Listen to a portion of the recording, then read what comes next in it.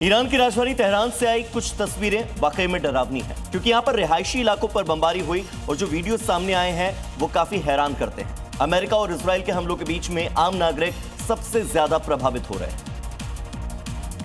Tehran में बीती रात कई इलाकों में जोरदार धमाके सुने गए। रिहायशी इमारतों, सड़कों और गाड़ियों को भारी नुकसान पहुंचा है। हमले इतने तीव्र थे कि पूरे शहर में कंपन महसूस किया गया। इस जारी संघर्ष में कई नागरिक ठिकाने भी निशाने पर आए हैं, जिनमें घर, स्कूल और अन्य सुविधाएं शामिल हैं। लगातार हो रही बमबारी से लोगों में दहशत का माहौल है। कई इलाकों में बिजली और संचार सेवाएं भी प्रभावित हुई हैं। लेबनान की राजधानी बेरूत में एक बड़ा सैन्य एक्शन हुआ है। इजराइल की वायुसेना ने आतंकी संगठन हिजबुल्लाह के ठिकानों पर अब तक की सबसे बड़ी कार्रवाई की और 100 से ज्यादा हाई राइज टावर्स को टारगेट किया है। हमले बरकरार हैं और पूरे इलाके में खबरें जो आ रही हैं वो तबाही की तस्वीरें दिखा रही हैं। बताया जा रहा है कि ये टावर हिजबुल्लाह के ऑपरेशनल बेस, हथियार भंडार और कमांड सेंटर के तौर पर इस्तेमाल हो रहे थे।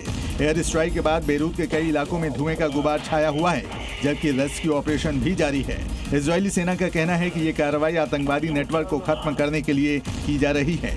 वहीं क्षेत्र में तनाव चरम पर पहुंच गया है और हालात बेहद नाजुक बने हुए हैं। एक तरफ जहां अमेरिकी राष्ट्रपति डोनाल्ड ट्रंप ने धमकी दी, तो धमकी का असर ये हुआ कि ईरान ने अपनी तैयारियों को और तेज कर दिया है। खार्ग में ईरान ने अपनी सुरक्षा को बढ़ा दिया। IRGC ने खार्ग में पूरा सुरक्षा का जो मोर्चा है वो संभाला। ईरानी सेना पूरी तरह तैयार, ये कहना है IRGC का।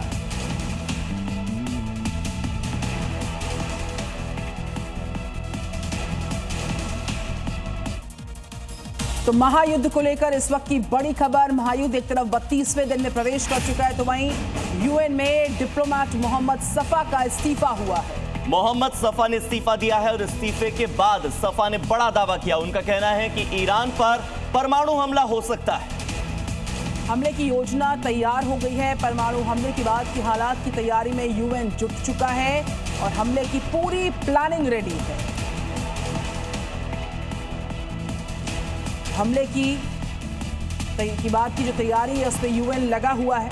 इस सफा द्वारा बताया गया और जंग से जुड़ी इस वक्त ये बड़ी जानकारी सामने आ रही है। और इसी बीच इजराइल पर ईरान के ड्रोन अटैक की जानकारी है। मिसाइलों पर नसरल्लाह के फोटो भी हैं। साथ ही लारिजानी, सिनवार की भी तस्वीरें इस पे चस्पा हैं। कामिकोज ड्रोन पर इन तस्वीरों को लगा दिया गया। लारिजानी की तस्वीर है, सिनवार की भी तस्वीर इस पर चस्पा है। इजराइल पर ईरान की ओर से ताबड़तोड़ ड्रोन अटैक जारी और इन पर मिसाइलों पर, ड्रोन्स पर नसरल्लाह की फोटो है, लारिजानी की तस्वीरें हैं। ईरानी सैनिकों ने हाल ही में इजराइल की ओर कामिकेज ड्रोन लॉन्च किए।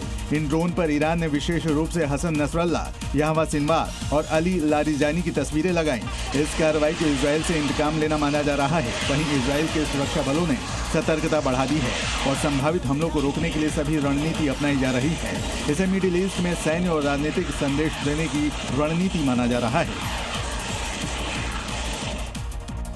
इसी बीच ईरानी सूत्रों के हवाले से एक बहुत बड़ी खबर है। परमाणु हथियार बनाएगा ईरान, ये कहना है सूत्रों का। NPT से बाहर निकलने की तैयारी और ऐसी संधि से हमको फायदा नहीं, कहा गया ईरान द्वारा। परमाणु हथियार बनाएगा ईरान, ये सूत्रों के हवाले से बड़ी जानकारी। NPT से बाहर निकलने की है पूरी तैयारी। तो परमाणु संधि से बाहर निकलने वाला है ईरान, क्योंकि इस संधि के रहते हुए ईरान को कोई फायदा नहीं हो रहा। एक तरफ अमेरिका और इजराइल हैं जो नहीं चाहते कि ईरान कभी भी न्यूक्लियर पावर बने, ईरान में न्यूक्लियर बॉम्ब हो, लेकिन ईरान इस संधि से बाहर हटने को तैयार है, अपने परमाणु प्रोग्राम को एक कदम और आगे ले जाने को तैयार।